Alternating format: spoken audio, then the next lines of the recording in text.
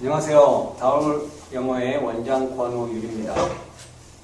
제가 말씀드리고자 하는 것은 2015학년도 수능 영어를 분석을 통해서 2016학년도에 어떻게 하면은 영어 점수 고득점을 유지할 수 있을까에 대해서 제가 말씀드리고자 합니다.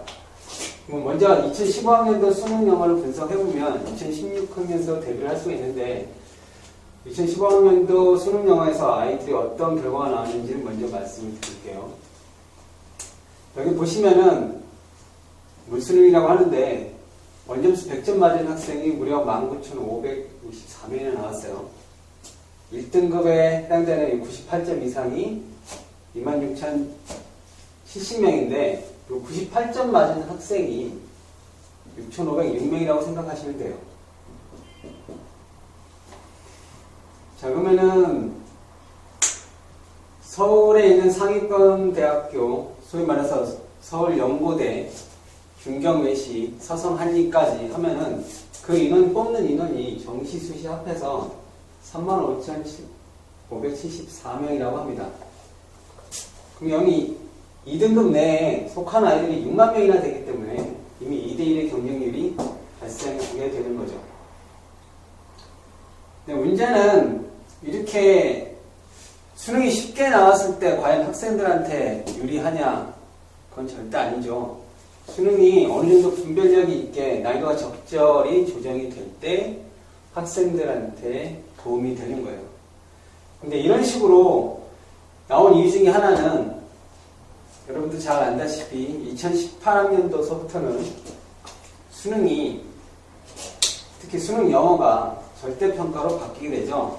거기에 부합하기 위해서 정부에서 교육관리평가원에서 수능을 좀 쉽게 내는 경향이 있는데 이거는 굉장히 사회권 학생이든 중위권 학생이든 바람직하지 못한 난이도 조절이에요.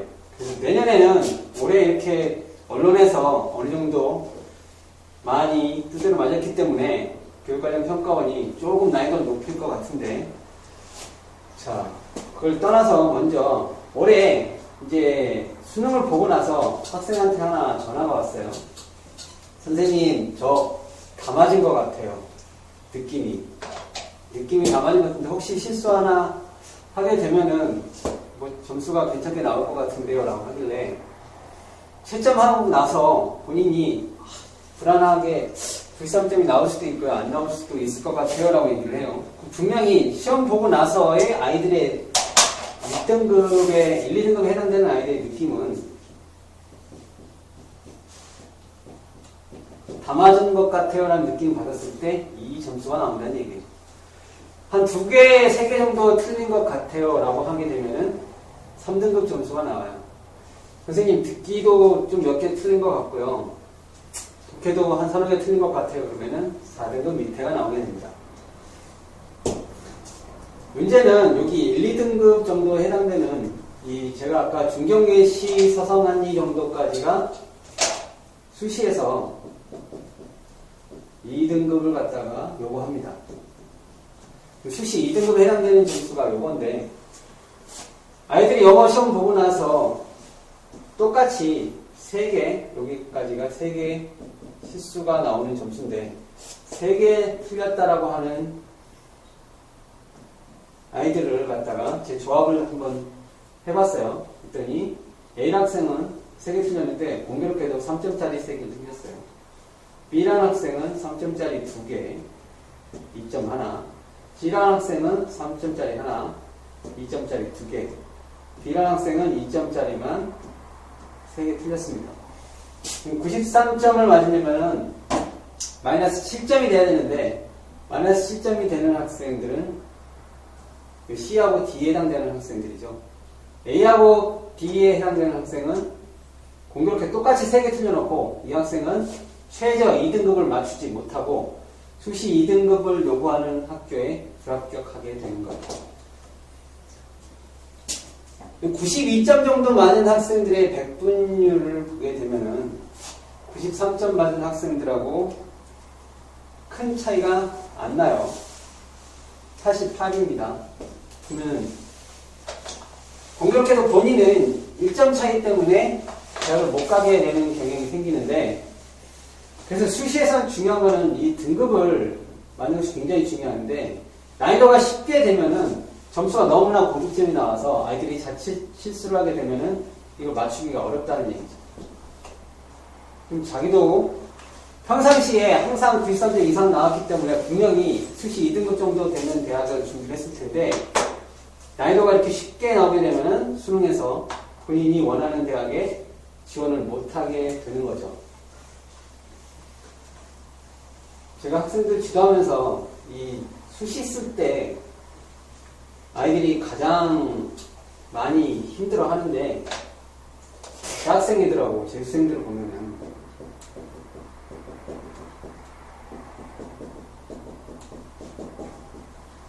재학생들은 수시 대비한다고 시간을 너무 많이 보내요. 그러다 보니까 이 점수가 나올 수가 없어요. 재수생들은 수시를 이미 대비해봤기 때문에 어떻게 하는지를 알아. 그러니까 정시를 생각을 해서 본인이 흔들리지 않는 거죠.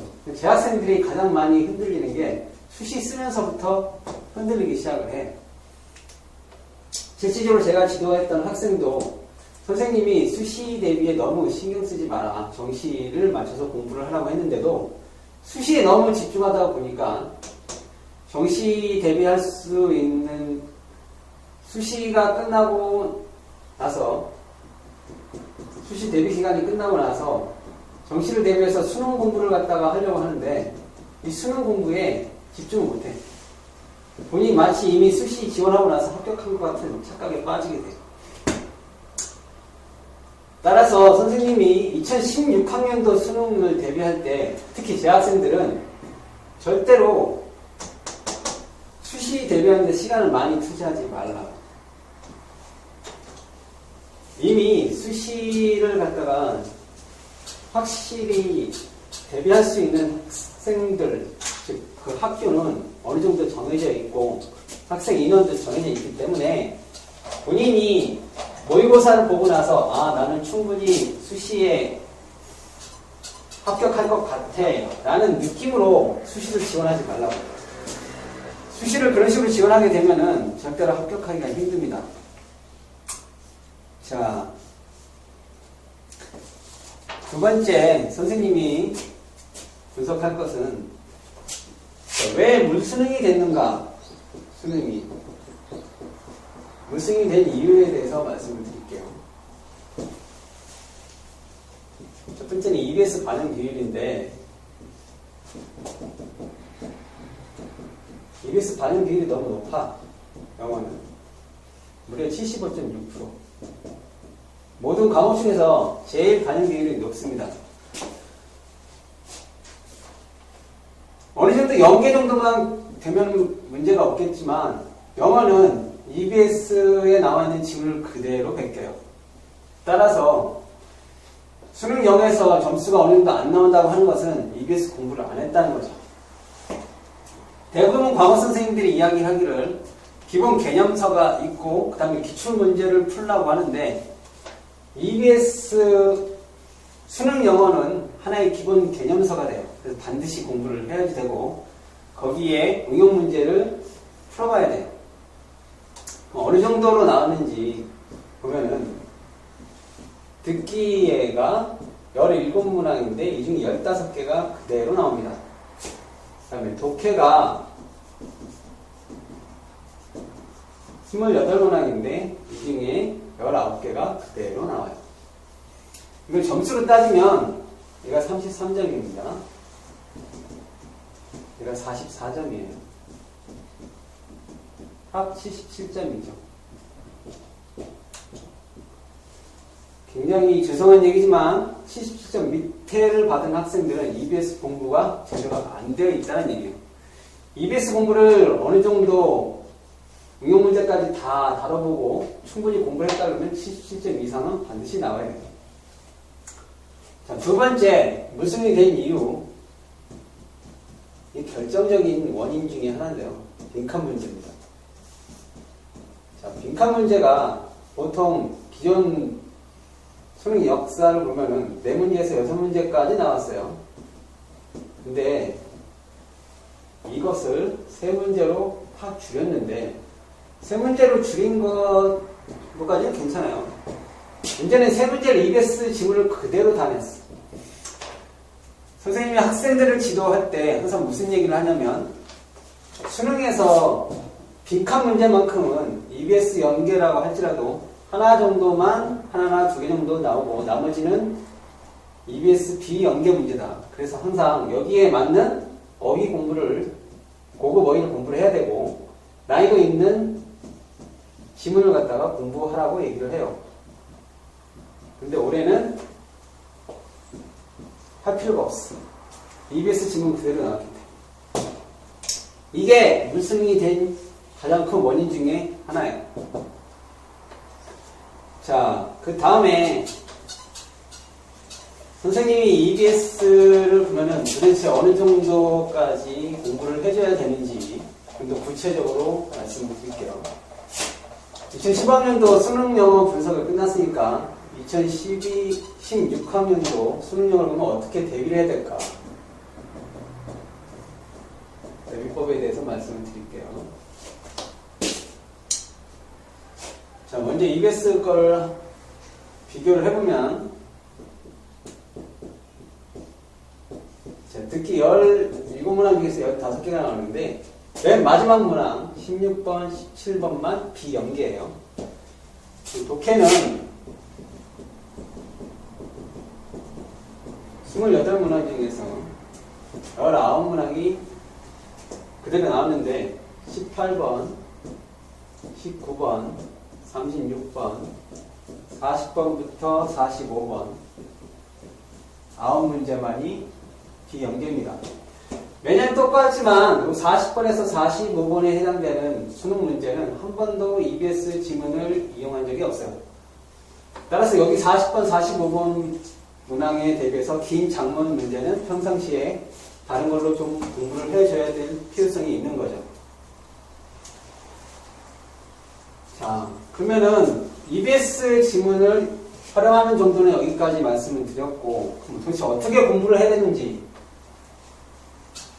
이제 듣기부터 말씀을 드릴게요. 리스닝. 자, 듣기 3등급 밑에 나오는 학생들, 대부분 이 4등급에 해당되는 학생들인데, 이 4등급에 대한 학생들의 공통점이 뭐냐면 듣기에서 항상 3개에서 4개 정도 틀려요.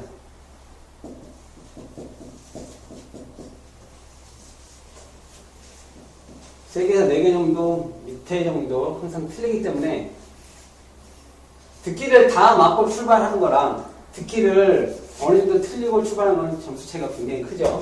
예를 들어서 3개야. 4개 틀렸어. 그럼 이미 이 학생이 받을 수 있는 점수는 4등급 아이가 최대한 받을 수 있는 점수는 90점이에요. 그러면은 몇 등급이에요? 3등급이죠. 절대로 1, 2등급을 받을 수가 없어. 따라서 듣기는 어떻게든 정복을 해야 되는데, 이 4등급 받는 학생들의 공통적인 특징이 뭐냐면, 오답률이 제일 높은 거는 내용 일치, 불일치 문제. 이 문제가 한 5문제 정도 나와요. 그 다음에 적절한 응대, 마지막 말에 대한 응답. 적절한 응대 문제가 5문제에서 6문제 정도 나와요. 많은 학생들이 내용 일치, 불일치 문제에서 가장 많이 실수를 하고, 응답 문제도 있고, 이 내용 일치, 불일치 문제 중에서 하나 가장 많이 틀린 것 중에 하나 금액을 묻는 문제예요. 이 문제에서 학생들이 많이 틀려요. 4등급 정도 받는 학생들, 70점에서 80점 정도 받는 학생들은 듣기에서 꼭 실수가 있기 때문에 고투점이 나올 수가 없는 거죠. 그럼 이걸 어떻게 극복을 해야 되냐? 본인이 많은 지문을 갖다가 먼저 읽고, 대화체를 갖다가 빠르게 읽고 훈련하는 연습을 해야 됩니다. 대화체를 많이 읽고 빠르게 대응을 하려면은 한 지문을, 자, 그래서 한 문장을 한 개의 단어처럼 인식을 해야 돼요.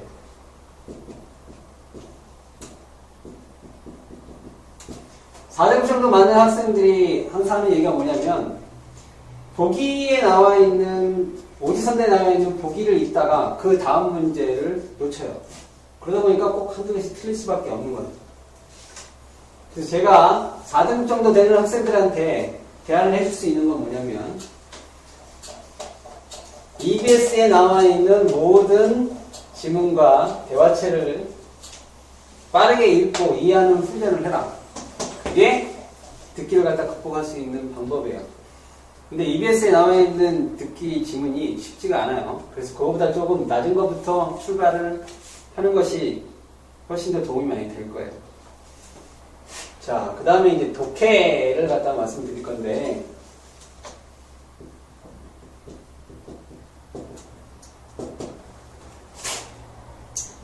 자, 독해에 항상 나와 있는 것들이 뭐냐면, 주제, 문제, 그 다음에 제목, 요지, 그 다음에 목적,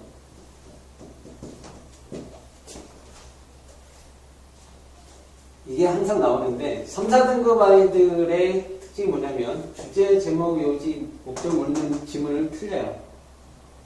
1, 2등급 아이들은 절대로 틀리지 않습니다. 이거는 틀리지 않아야 되려면 평상시 글을 읽을 때 그 지문에서 요구하는 주제와 제목이 뭔지, 요지, 목적이 뭔지를 갖다가 판단을 하고 그 다음에 글을 읽어야 되는데 그냥 무작정 읽어요. 그러다 보니까 위에서 뭘 얘기했는지 까먹고 밑에 것만 집중해서 한다든지 해가지고 보기를 보면은 항상 매력적인 오답을 요구하는데 그 오답, 헷갈리는 오답 중에서 위에 지문에 나와 있는 어휘를 이용을 해서 오답을 찍게끔 만들어요. 그 출제자의 의도입니다. 그 출제자 의도를 정확하게 알게 되면 좀 더 독해가 쉽게 되는데 주제, 제목, 요지, 목적에 맞춰서 평상시 지문을 갖다가 읽어라. 지문을 읽으면서 주제, 제목, 요지도 파악하지 않고 그냥 무작정 거기에 나와 있는 문항에 나와 있는 문제만 보고 문제를 푸는 경우가 있는데 그렇게 되면 절대로 EBS 문제를 해결을 못해요. EBS 지문을 읽을 때 항상 이것을 고려를 하고 여기에 나와 있는 어휘 공부는 사실 맨 마지막에 해야 돼요. 글을 읽고 나서 이게 무슨 내용인지 내용 파악이 된 다음에 어휘 공부를 해야 되는데 대부분 학생들이 어휘 공부를 하고 그 다음에 글을 읽어요. 선생님이 A라는 학생, B라는 학생을 갖다가 만났을 때 똑같이 76점 정도 맞는 학생이 있었어요. 이 학생 같은 경우는 독해를 76점 받는다고 하는데 시간 안배를 제대로 못하고 너무 빅한 문제에 고심하다 보니까 뒤에 문제를 못 풀어요. 시간이 이 친구는 시간 안배가 문제점이었어. B 학생은 시간도 부족한 데다가 글을 갖다가 분석하는 글의 분석 능력이 떨어져요. 그러면 결국에는 시간 안배 정도만 하면 되는 지금 문제 푸는 요령, 문제 풀이 요령 정도만 해서 점수가 향상되는 학생은 A 학생이에요. 선생님이 이 학생한테 문제 푸는 걸 옆에서 보니까 여기에 문제가 하나도 없었어. 문제 풀이 방법만 바꿔줬더니 이 학생은 90점 밑에 떨어진 적이 없어. 근데 B 학생은 제일 문제점이 뭐냐면 글을 갖다가 분석하는 능력이 떨어져. 그러다 보니까 90점을 받기가 힘들죠. 결국에 올해 84점 밑에는 4등급이야. 그럼 이 친구는 4등급에서 5등급을 그대로 수능에서 받을 수밖에 없는 거죠. 자, 선생님이 가르치면서 1등급과 1, 2등급 받는 학생들하고 3, 4등급 받는 학생 모의고사를 통해서 모의고사가 3월, 6월, 9월 모의고사 굉장히 중요하다고 합니다. 이때 이제 4월 달에 모의고사 한번 있고, 7월 달에 한번 보고, 10월 달에 모의고사 한번 더 있어요. 자, A라는 학생이 어떤 경우가 있었냐면, 여기 6월, 9월 모의고사, 10월까지 모두 영어를 갖다가 100점을 받았어요.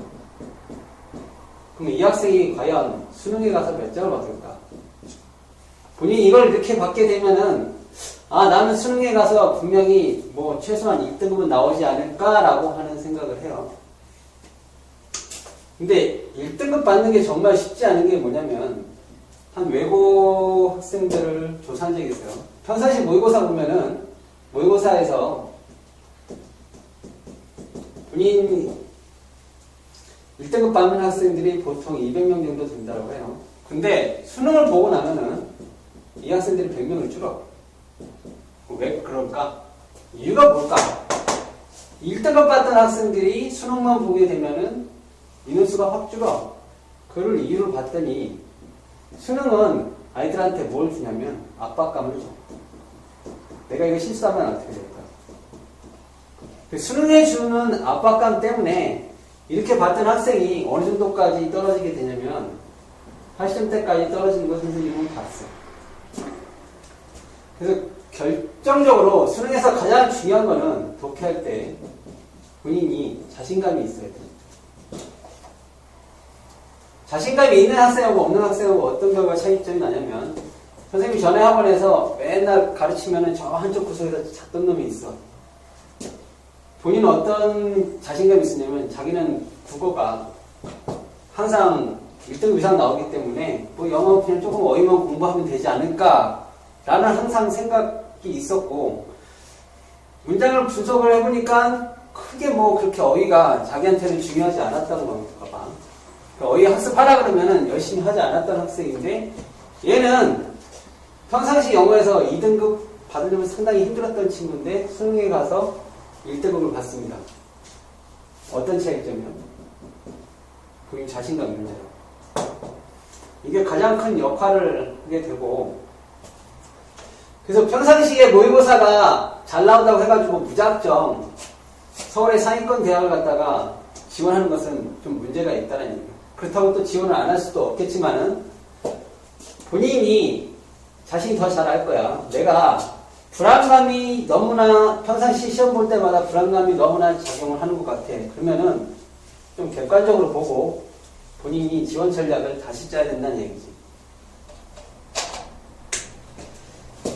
자, 마지막으로 선생님이 등급별로 이렇게 필요한 걸 갖다가 말씀을 드리면 삼각형 구조로 말씀을 드릴게요. 1, 2등급 학생이야. 3, 4등급 정도에 되는 학생들이고 필요한 학생이 뭐냐? 1, 2등급 학생들한테 가장 필요한 것은 어휘력이에요. 글을 좀 더 빨리 읽고 하기 위해서는 어휘력이 가장 뒷받침돼야 되는 문제고 3, 4등급 학생들은 어휘 기본인데 이 학생들한테 필요한 것은 바로 논리력이에요. 근데 선생님이 가르치면서 가장 크게 느끼는 게 뭐냐면 논리력이 본인의 주관에 의한 논리력이 있어요. 이 논리력이라고 하는 것은 항상 객관적이어야 돼. 글 속에서 그래서 주는 단서를 바탕으로 해서 논리력을 키워야 되는데 이게 본인의 주관이 들어가면서 점수가 안 나오게 되는 거지. 객관적 논리성을 키워라. 4등급 밑에 학생들은 어휘력도 부족한데 거기에 이해력도 조금 부족해요. 그 다음에 논리력도 키워야 됩니다.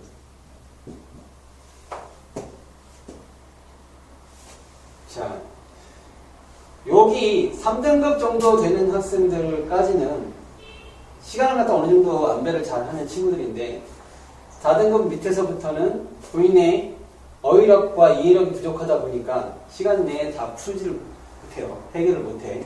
그래서 가장 중요한 것이 4등급 밑에 있는 학생들 같은 경우에는 어휘력, 이해력, 논리력을 키우기 위한 훈련을 해라. 이것을 가장 빠르게 올릴 수 있는 것이 뭐냐면 공교롭게도 국어에서 독서 파트의 비문학 파트입니다. 비문학 파트. 즉, 설명문하고 논설문의 글을 좀 많이 읽고 분석하는 훈련을 해라.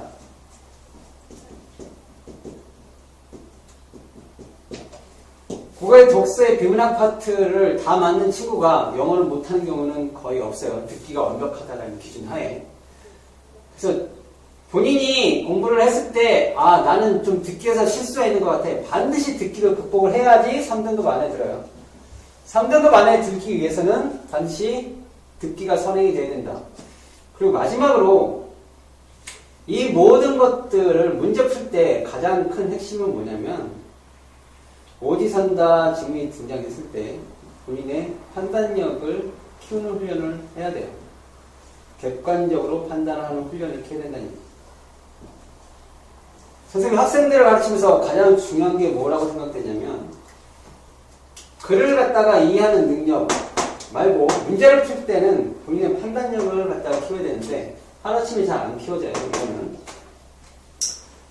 하지만은 수능 영어에서만큼은 77점을 분명히 EBS에서 확보할 수가 있기 때문에 나머지 23점에 해당되는 것만 본인이 해결하면 되죠. 그래서 선생님이 자신있게 이야기할 수 있는 거는 다른 어떤 과목보다 영어 공부만큼은 확실하게 점수를 올릴 수 있다라고 말씀드릴 수가 있어요.